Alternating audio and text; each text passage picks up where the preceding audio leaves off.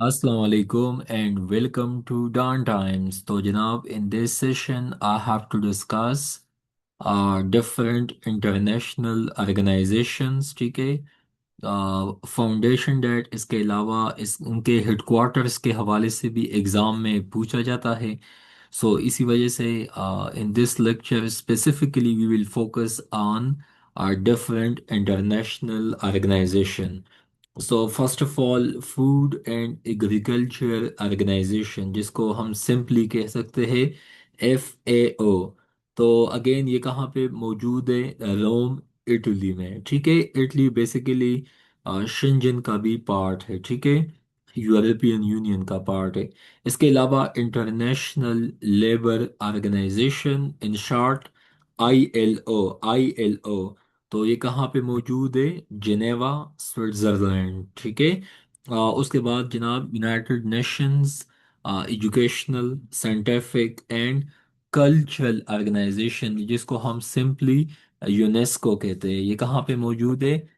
Paris, France में, ठीक है।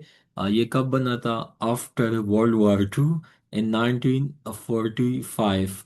उसके बाद International Civil Aviation Organization ICAO, ये कहाँ पे मौजूद है? तो जनाब ये मॉन्ट्रियल कनाडा में मौजूद है, ठीक है। और ये कब बना था? तो जनाब ये बना था 1947 में। उसी साल पाकिस्तान ने आज़ादी भी हासिल की थी, ठीक है। ये भी बहुत इम्पोर्टेंट है। उसके बाद वर्ल्ड हेल्थ ऑर्गेनाइजेशन, ये कहाँ पे मौजूद है? तो जनाब ये मौजूद है जिनेवा, स्विट्जरलैंड में। ये कब बना था? 7 अप्रैल 1948। उसके बाद IAEA, international atomic energy agency. तो जनाब ये आपको पता होना चाहिए कि ये कहाँ पे मौजूद है? वियना, ऑस्ट्रिया में मौजूद है, ठीक है। और ये कब बनी थी? 29 जुलाई 1957, ठीक है। तो ये भी बहुत इंपॉर्टेंट MCQs है, एग्ज़ाम पॉइंट ऑफ व्यू से बहुत इंपॉर्टेंट है। आप लोगों को इन चीज़ों का पता होना चाहिए, ठीक है। आगे जनाब बताता चलूँ जो बाकी है। इंटरनेशनल मैरीटाइम ऑर्गेनाइजेशन, IMO ये कहाँ पे मौजूद है? तो जनाब ये मौजूद है लंदन, UK में। कब बना था? 1948 में। उसके बाद वर्ल्ड मेट्रियोलॉजिकल ऑर्गेनाइजेशन, WMO, तो ये कहाँ पे मौजूद है? तो जनाब ये मौजूद है जेनेवा, स्विट्जरलैंड। ये कब बना था? 1950s में, ठीक है। ये IMO, WMO। उसके बाद United Nations international children emergency fund, UNICEF. तो यूनिसेफ कहाँ पे मौजूद है? तो जनाब यूनिसेफ मौजूद है न्यूयॉर्क में। न्यूयॉर्क कहाँ पे है? USA में, यूनाइटेड स्टेट्स ऑफ अमेरिका में, ठीक है जनाब। और आप लोगों को ये भी पता होना चाहिए कि ये कब बना था? तो ये जनाब बना था 1946 में, ठीक है। उसके बाद आप लोग यहाँ पे देख सकते हैं United Nations office on drugs and crime, ठीक है। तो आप लोग यहाँ पे देख सकते हैं जनाब के, जिसको हम सिंपली कहते हैं UNODCE, ठीक है, UNODC। उसके बाद ये कहाँ पे मौजूद है? वियना, ऑस्ट्रिया में। ये कब बना था? 1997 में, ठीक है। उसके बाद आगे आप लोग देख सकते हैं हमारे पास जो बाकी MCQs है, वो भी United Nations conference on trade and development, ठीक है, UNCTAD। उसके बाद ये कहाँ पे मौजूद है? जिनेवा, स्विट्जरलैंड में। यहाँ पे आप लोग देख सकते हैं United Nations environmental programme, UNEP। तो जनाब ये मौजूद है नैरोबी, केनिया में। ये कब बना था? 1972 में, ठीक है। उसके बाद आगे आप लोगों को पता होना चाहिए कि United Nations development programme, as I have told you, तो जनाब ये कहाँ पे मौजूद है? तो जनाब ये न्यूयॉर्क सिटी में मौजूद है। बाकी ये कब बना था? तो ये बना था जनाब 1965 में, ठीक है। तो कब बना था? 1965 में। मैं अगेन आप लोगों को दोबारा बताते चलूँ कि United Nations conference on trade and development, UNCTAD, कहाँ पे मौजूद है? जिनेवा, स्विट्जरलैंड में। उसके बाद यूएनईपी कहाँ पे मौजूद है? केनिया में। जबकि यूएनडीपी कहाँ पे मौजूद है? यूनाइटेड स्टेट्स में। ठीक है। उसके बाद आगे आप लोग देख सकते हैं जनाब, जो बाकी हमारे पास इम्पोर्टेंट वन है, यूएनएचसीआर। तो यूएनएचसीआर कहाँ पे मौजूद है? तो जनाब ये मौजूद है जेनेवा, स्विट्जरलैंड में। कब बना था? 1950s में। ठीक है। यूनाइटेड नेशंस सेटलमेंट्स प्रोग्राम या यूएन हैबिटेट कहाँ पे मौजूद है? Nairobi, Kenya. कब बना था? 1978। उसके बाद UNIDO, United Nations industrial development organisation. So ये भी वियना, ऑस्ट्रिया में मौजूद है। कब वजूद में आया था? तो जनाब ये भी वजूद में आया था 1966 में। ठीक है। ये भी बहुत इंपॉर्टेंट वन है, आप लोगों को आना चाहिए। ठीक है। उसके बाद जनाब आगे आप लोग फोकस हो जाए। UNFPA, United Nations population fund, ये कहाँ पे मौजूद है? तो जनाब ये न्यूयॉर्क सिटी, यूएसए में मौजूद है। अगेन ब्रिटेन वुड ट्वेंस किसे कहते हैं? तो ये ब्रिटेन वुड न्यू हैम्पशायर, ये कहाँ पे मौजूद है? यूनाइटेड स्टेट्स में। इसका एक जो शाख है वो है International Bank for Reconstruction and Development, IBRD, commonly known as World Bank. जबकि इसका जो सेकंड पार्ट है इसको हम IMF कहते हैं। ठीक है। ये भी बहुत इंपॉर्टेंट है। उसके बाद various reports and indexes by, आप लोग देख सकते हैं, बाई वर्ल्ड बैंक। अच्छा, मैं आप लोगों को बताते चलूँ कि यहाँ पे जो लिखा है ना कि वर्ल्ड इकोनॉमिक प्रोस्पेक्ट्स रिपोर्ट, ये एनुअली पब्लिश होता है by the side of World bank. उसके बाद वर्ल्ड डेवलपमेंट रिपोर्ट, ये भी पब्लिश होता है by the side of World Bank. Ease of doing business, जो इंडेक्स पब्लिश होता है वो भी by the side of World Bank. And इसके अलावा लॉजिस्टिक्स परफॉर्मेंस इंडेक्स, ये भी पब्लिश होता है on the side of World bank. ठीक है जनाब। उसके बाद हम देखेंगे IMF। तो आप लोगों को पता होना चाहिए कि जनाब वर्ल्ड इकोनॉमिक आउटलुक रिपोर्ट ये कौन पब्लिश करता है? IMF। Global financial stability report, so published by IMF। ठीक है। ये आप लोगों को पता होना चाहिए। उसके बाद अगर आप लोगों से कोई पूछे कि main difference between IMF and world bank, तो IMF शॉर्ट टर्म लोन्स देता है, जबकि वर्ल्ड बैंक आप लोगों को लॉन्ग टर्म्स में लोन्स देता है। ठीक है। उसके बाद आप लोगों को ये भी पता होना चाहिए जनाब के IMF जो है, इसकी जो करेंसी है पेपर गोल्ड, इसको हम SDR भी कहते हैं, स्पेशल ड्राइंग राइट्स। ठीक है। जबकि अगर आप लोग वर्ल्ड बैंक को देख लो, तो world bank chief must be from USA, जबकि IMF का जो चीफ होगा वो कहाँ से होगा? जनाब आपके पास यूरोपियन मुल्क में से होगा। ठीक है। तो ये बहुत इंटरेस्टिंग है, MCQs पॉइंट ऑफ व्यू से भी जनाब आप लोगों को आना चाहिए। ठीक है। उसके बाद आप लोगों को बताते चलूं कि वर्ल्ड बैंक का हेडक्वार्टर कहाँ पे मौजूद है? वाशिंगटन DC, USA में। ये कब वजूद में आया था? जुलाई 1944 में। ठीक है। उसके बाद जनाब आगे आप लोग देख सकते हैं, very important MCQs। IMF Washington DC, USA, इसमें टोटल मेंबर्स ममालिक कितने हैं? 189। ठीक है।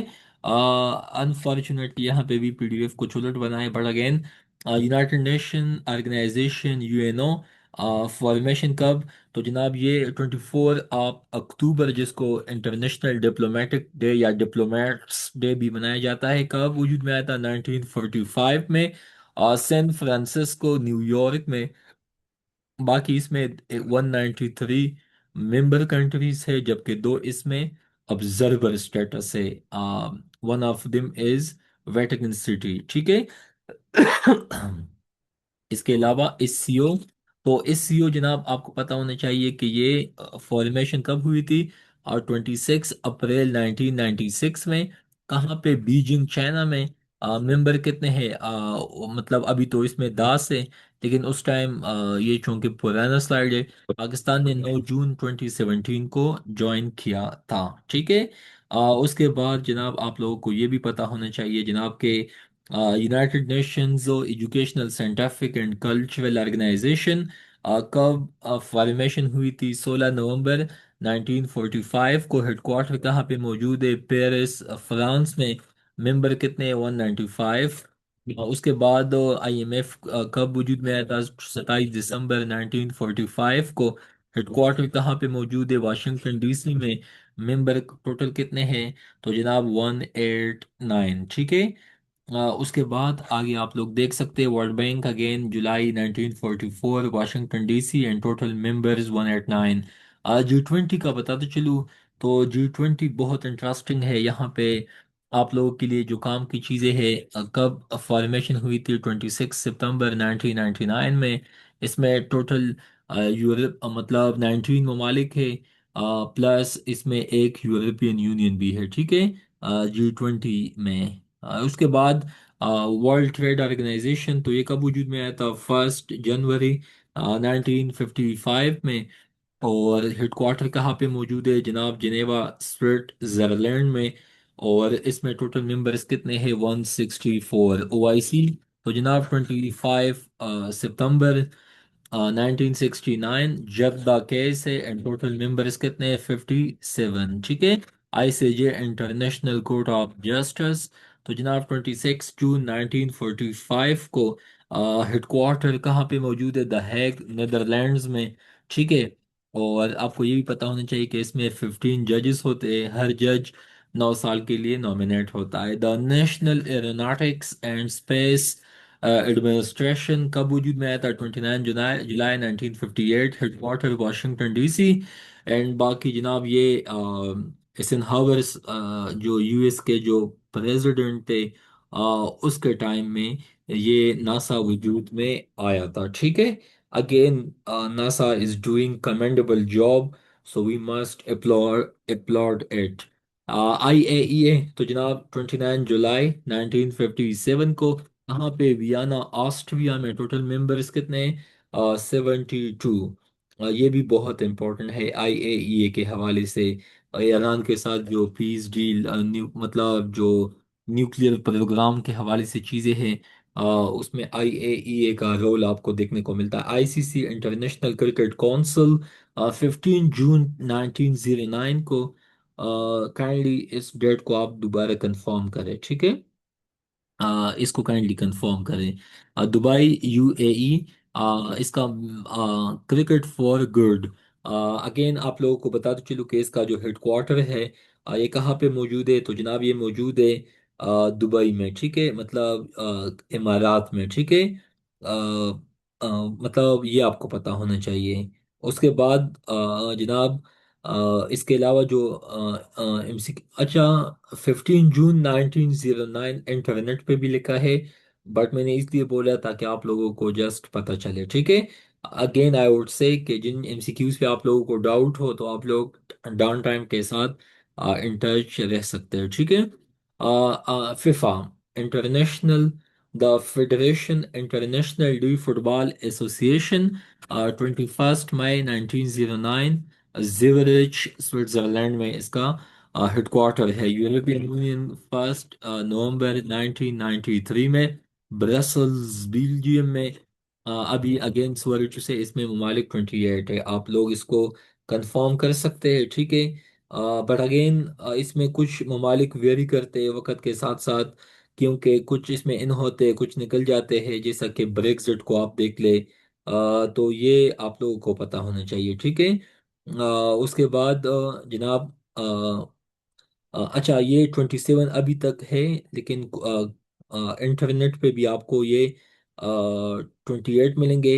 लेकिन यस, क्रोएशिया CROATIA इस मुल्क की इंक्लूजन के बाद ये अभी 28 है। ठीक है। इसी वजह से ब्रेक्सिट, यूके तो निकल चुका है ना, तो इसी वजह से कुछ एमसीक्यूज को आप लोगों ने वक्त के साथ साथ अपडेट करना होता है। ठीक है। उसके बाद इंटरनेशनल ओलंपिक कमेटी, तो इंटरनेशनल ओलंपिक कमेटी को जनाब 23 जून 1984 लॉसेन स्विट्जरलैंड में total members 105। Commonwealth nation formation 11 दिसंबर 1931। कहाँ पे? लंदन यूके में। इसके भी टोटल मेंबर जो है जनाब उनकी तादाद है 54। ठीक है, अगेन वेरी इंपॉर्टेंट वन। उसके बाद जनाब आगे आप लोगों को बताते चलूँ, इंटरनेशनल लेबर ऑर्गेनाइजेशन ILO, तो 29 अक्टूबर 1919 जेनेवा स्विट्जरलैंड, और टोटल मेंबर्स है 187। Organization of the prohibiting chemical weapons the Hague, Netherland में इसका हेडक्वार्टर है। 29 अप्रैल 1997 को ये वजूद में आया था। टोटल मेंबर्स इसमें है 193। ये भी आपको उसके बाद एमनेस्टी इंटरनेशनल। तो जनाब एमनेस्टी इंटरनेशनल जो है ये कब वजूद में आया था? जुलाई 1961। कहाँ पे मौजूद है? London, which is one of the most beautiful capital in the world, United Kingdom. International committee of the Red Cross, तो जिनेवा स्विट्जरलैंड में 17 फरवरी 1863 को। फूड एंड एग्रीकल्चर ऑर्गेनाइजेशन 16 अक्टूबर 1945। रोम इटली, टोटल मेंबर्स है 194। तो ये भी बहुत बहुत इम्पोर्टेंट MCQs है। ठीक है। उसके बाद लास्ट वन आप लोगों को इन पे बताता चलूँ कि आप लोग हमारा जो डाउन टाइम चैनल है उसको आप लोग सब्सक्राइब कर सकते हैं। इसके अलावा अभी KPPMS के लिए हमने सेशन स्टार्ट किया हुआ है। बहुत इकोनॉमिक, मतलब यू कैन से बहुत इकोनॉमिक वे में हम आपको ये चीज़ें प्रोवाइड करेंगे। किसी को डाटा चाहिए, जस्ट डेटा, तो वो भी आप लोग हमें कांटेक्ट कर सकते हैं। ऑनलाइन क्लासेस भी आप लोग ले सकते हैं। मैंने चूंकि 2 दफ़ा KPPMS का जो MPT है बहुत अच्छा स्कोर मैंने किया है। Even you can confirm from KPPSC, I am not boasting. Last time I was the topper according to my sources, क्योंकि मैंने बहुत अच्छा स्कोर किया था। ठीक है। If you want to check I will provide my CNIC number even. बताने का एक ही मतलब है कि आप लोगों को बहुत फोकस करना होगा। KPPMS में भी लास्ट टाइम तकरीबन 10,000 लोग फेल हुए थे। इसके अलावा जो हमने 2022 में हमने PMS दिया था, उसमें भी I have 681 score, but I left in English ऐसे। तो उस टाइम पे भी जो MPT था वो भी मैंने क्वालिफाई किया था, एंड आई हैव 73 स्कोर। बताने का मतलब है कि अगर आप लोगों को लगता है कि आप लोगों की प्रिपरेशन उस मकाम पे नहीं है, उस लेवल पे नहीं है, so down times is your platform, and you can get benefit from this platform 24/7. So thank you so much. Long live Pakistan. Allah Hafiz.